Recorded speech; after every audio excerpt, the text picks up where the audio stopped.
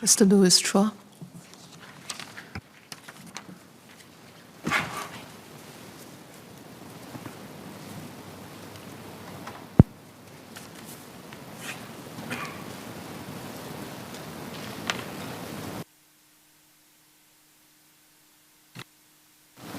Madam Deputy Speaker, I would first like to declare my interest as an employee of a financial institution here in Singapore, and I also hold a diversified portfolio which includes cryptocurrencies. One of the key aspects of the Financial Services and Markets Bill relates to enhance the regulation of virtual asset service providers for money laundering and terrorist financing. In my speech today, I would like to touch on the topic of virtual assets and how this rapidly evolving area of finance is increasingly gaining prominence and relevance globally, and therefore how Singapore can continue to evolve our approach to stay ahead as a key financial center of the world. 2 years ago, in late 2020, I spoke about the Payment Services Amendment Bill, where I noted then that Bitcoin was at a record high of around $34,000, having risen almost fourfold over the course of 2020, far surpassing the previous high of around 19,800 set around December 2017, just before its precipitous crash in the months after. Many have called Bitcoin and cryptocurrencies a massive bubble then, and some still do now.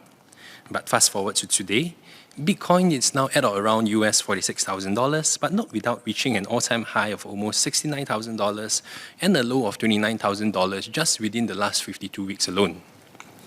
Just as how cryptocurrencies are not solely about Bitcoin and its rise and fall, virtual assets are not just about cryptocurrencies, and blockchain technology does not just apply to virtual assets. The term virtual conveys the sense that it is somehow not as real as, say, physical assets. But today, one's digital identity and persona is perhaps even more significant than that in the physical world. Just ask any influencer who spends most of his or her time in the digital world, be it Facebook, Instagram, or even TikTok. Virtual assets are not solely about individuals buying an NFT to display on their personal social media profiles, however. The chairman of BlackRock, the world's largest asset manager, noted in his recent letter to shareholders that BlackRock is studying digital currencies, stablecoins, and the underlying technologies to understand how they can help us serve our clients. This was also the same person who called Bitcoin an index of money laundering. At the same time, the Ukraine-Russia conflict also saw the Ukraine government conducting fundraising via cryptocurrencies and NFTs, and with Russia also supposedly considering accepting Bitcoin as payment for its oil and gas exports. The bottom line is that in the modern world, purely virtual creations can indeed have value, so long as enough people accept that to be the case. If 2020 was seen by the industry players as the year cryptocurrencies was institutionalized, then 2022 is perhaps the year when there is growing recognition of the trajectory of growth in the interconnectedness and scale of digital assets, and certainly its corresponding implications for global financial stability. So the first point I would like to raise is that Singapore, and by extension, the MAS as the financial regulator, should strive to take a market leadership role and move expeditiously to facilitate the responsible development of the still nascent but rapidly growing virtual assets industry. By and large, I do agree that the MAS has been proactive in studying the development of this industry very early on. Project Ubin, for example, was announced all the way back in November 2016 to explore the use of blockchain and distributed ledger technology. The final phase of the project concluded in July 2020, but as pointed out by my colleague James during the COS debates earlier this year, after expending significant effort and resources to better understand the nature, function, and practical operations surrounding the possibility of a digital currency issued by our central bank, the conclusion is that there is no pressing need for its issuance at this time. This despite several advantages to moving early on issuance, such as crowding out alternatives, such as unbacked and inherently volatile digital private currencies through a stable, well-designed central bank digital currency, CBDC, allow for the application of more innovative monetary policy, especially with regard to disinflation, and help reduce the incidence of counterfeiting and illicit activities. As noted in the White House fact sheet on US President Biden's executive order on ensuring responsible development of digital assets, over 100 countries today are exploring or piloting CBDCs, and in China, after launching the digital yuan domestically, such digital yuan payment services were also introduced to visitors of the recent Beijing Winter Olympics. Given the early stages of most central banks' work into CBDCs, this would be one area in which Singapore can demonstrate global leadership in. A related point is one which I have raised back in 2020 about the progress made in assessing payment service provider applications and the slow pace at which approvals were given. Subsequently, in response to my PQ in July 2021, it was noted that since the commencement of the Payment Services Act, MAS have received over 480 license applications. However, back then, MAS had not issued any license to DPT services providers. I note several in-principle approvals since then, such as that for DBS, Independent Reserve, FOMOPay, CoinHako, AAA, Paxos, DTC, and Hodernot. At last count, though, I still see 163 companies that are currently on the exemption list. What then is holding the MAS back on approvals or rejections, given the wealth of experience gained over the last 2 years? The world's largest crypto exchange, Binance, announced in December last year that it has withdrawn its license application to operate here in Singapore, and has since shut down its operations here in February. Shortly after, in March last month, the company was awarded a virtual asset license from Dubai's recently formed Virtual Asset Regulatory Authority and will be helping to set up an international virtual asset ecosystem in Dubai and assist with the development of virtual asset regulations. While it is debatable whether it's a loss for Singapore per se, to be clear, I am not calling for licenses to be hastily awarded. But we also need to recognize that there are firms still allowed to operate under a transitional exemption regardless of their merits until the applications are approved or rejected. Hence, getting the applications approved or rejected expeditiously not only gets rid of potential bad actors, but allows responsible market players to move forward with their business plans, entrench their operations here in Singapore for the long term, and contribute to the vibrancy and innovation in the sector here. In the MAS 2020 Licensing and Registration Report for Capital Markets Intermediaries, I note that the MAS is committed to a 4-month time frame for processing corporate license and registration applications, with the mean and median time taken not too far off from the 4-month service standard.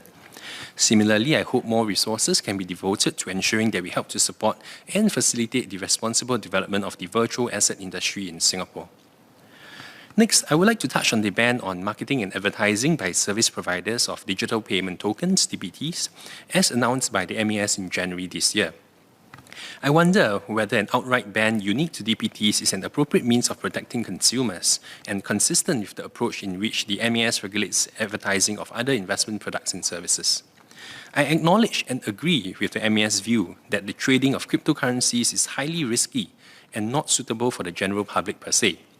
However, single stock investing is also highly risky in my view. Grab and Sea, for example, among Singapore's largest companies by market cap, saw their share prices down 40 to 50% in the year to date alone, with Sea down 60 to 70% from its 52 weeks high.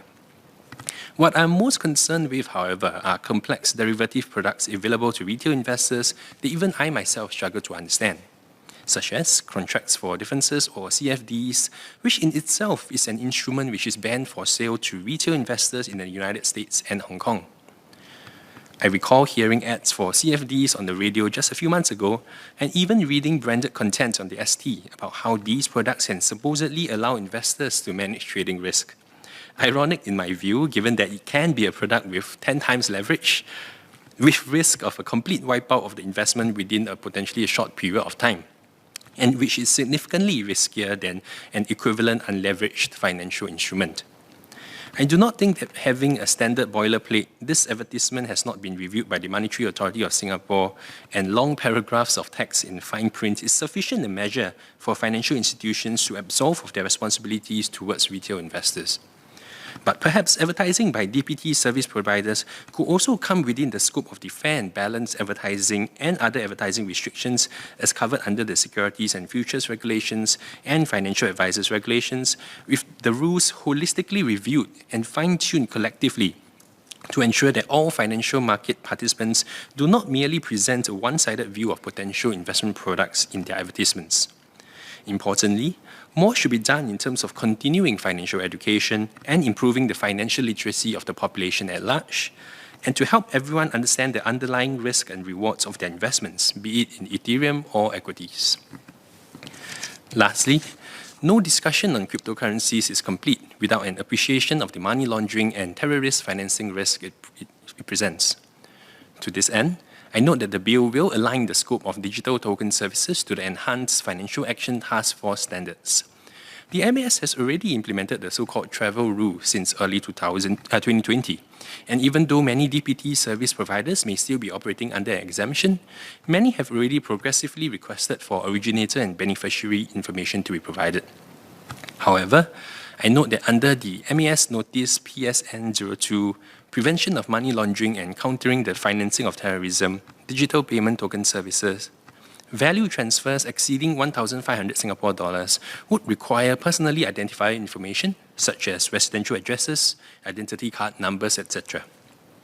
Would the MAS end up being inundated with transactional data given the low threshold, and how would the MAS manage the risk of having questionable transactions slip through the cracks versus being overwhelmed with data which could end up expending resources to investigate too many suspicious transactions which were flagged out, which could otherwise turn out to be legitimate? To further clarify, would major payment institutions licensed and regulated under the Payment Services Act be required to separately be licensed once again, now that the FSM bill will regulate all virtual asset service providers created in Singapore that provide such services outside of Singapore? At the Singapore FinTech Festival in November last year, MAS Managing Director Ravi Menon spoke about crypto-based activities, noting that not to get into this game, I think, risk Singapore being left behind.